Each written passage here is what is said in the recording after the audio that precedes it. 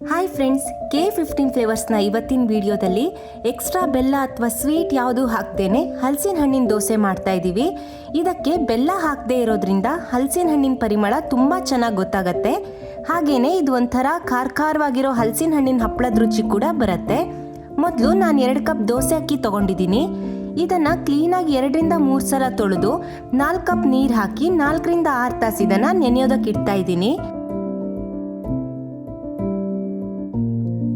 ನಾನಿಲ್ಲಿ 6 ತಾಸು ನಂತರ ದೋಸೆ ಅಕ್ಕಿನ ಮಿಕ್ಸರ್ ಜಾರಿಗೆ ಹಾಕ್ಕೊಳ್ತಾ ಇದ್ದೀನಿ. ನಾನು ತಗೊಂಡಿರೋ ಹಲಸಿನ ಹಣ್ಣು ತುಂಬ ಸ್ವೀಟ್ ಆಗಿರಲಿಲ್ಲ, ಆದ್ರೂ ಎಕ್ಸ್ಟ್ರಾ ಬೆಲ್ಲ ಹಾಕ್ತಾ ಇಲ್ಲ. ಇವಾಗ 2 ಕಪ್ ಹಲಸಿನ ಹಣ್ಣು ಹಾಕ್ಕೊಳ್ತಾ ಇದ್ದೀನಿ.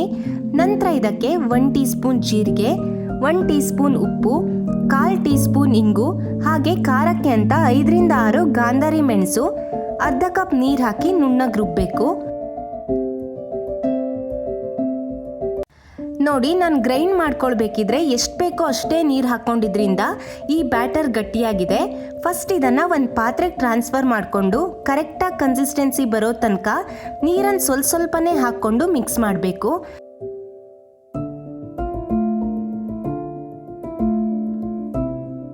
ಎಂಡಲ್ಲಿ ನೋಡಿ ಈ ರೀತಿಯ ಕನ್ಸಿಸ್ಟೆನ್ಸಿ ಇರಬೇಕಾಗತ್ತೆ. ಹಿಟ್ಟು ರೆಡಿ ಆದಮೇಲೆ ಫರ್ಮೆಂಟ್ ಆಗೋದಕ್ಕೆ ಬಿಡಬೇಕು ಅಂತಿಲ್ಲ. ಬಿಸಿಯಾಗಿ ಕಾದಿರೋ ಕಾವಲಿಗೆ ಎಣ್ಣೆ ಸವರ್ಕೊಂಡು 1 ರಿಂದ 2 ಸೌಟು ದೋಸೆ ಹಿಟ್ಟನ್ನು ಹಾಕಿ ದೋಸೆ ಎರಿತಾ ಇದ್ದೀನಿ.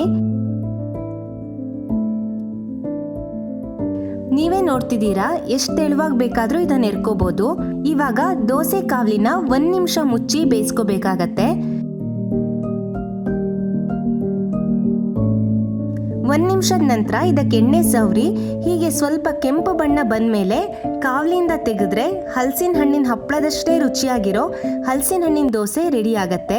ನಿಮ್ಗೇನಾದರೂ ದೋಸೆ ಸ್ವಲ್ಪ ಗಟ್ಟಿಯಾಗಿದೆ ಅನಿಸಿದ್ರೆ ಹಿಟ್ಟಿಗೆ ನೀರು ಸಾಕಾಗಿರಲ್ಲ, ಹಾಗಾಗಿ ನೀವು ಸ್ವಲ್ಪ ನೀರು ಹಾಕ್ಕೊಂಡು ದೋಸೆ ಎರ್ಕೊಳ್ಬೋದು. ನಿಮಗೆ ಇವತ್ತಿನ ರುಚಿಯಾಗಿರೋ ರೆಸಿಪಿ ಇಷ್ಟ ಆಗಿದ್ರೆ ಈ ವಿಡಿಯೋನ ಲೈಕ್ ಮಾಡಿ, ಹಾಗೆ ನಿಮ್ಮ ಫ್ಯಾಮಿಲಿ ಮತ್ತು ಫ್ರೆಂಡ್ಸ್ ಜೊತೆ ಶೇರ್ ಮಾಡ್ಕೊಳ್ಳಿ. ನೀವಿನ್ನೂ ನಮ್ಮ ಯೂಟ್ಯೂಬ್ ಚಾನಲ್ನ ಸಬ್ಸ್ಕ್ರೈಬ್ ಮಾಡ್ಕೊಂಡಿರಲಿಲ್ಲ ಅಂದರೆ ಮತ್ತಷ್ಟು ಒಳ್ಳೆ ರೆಸಿಪೀಸ್ಗಳಿಗೆ ನಮ್ಮ ಚಾನಲ್ನ ಸಬ್ಸ್ಕ್ರೈಬ್ ಮಾಡಿಕೊಂಡು ಸಪೋರ್ಟ್ ಮಾಡಿ. Thank you.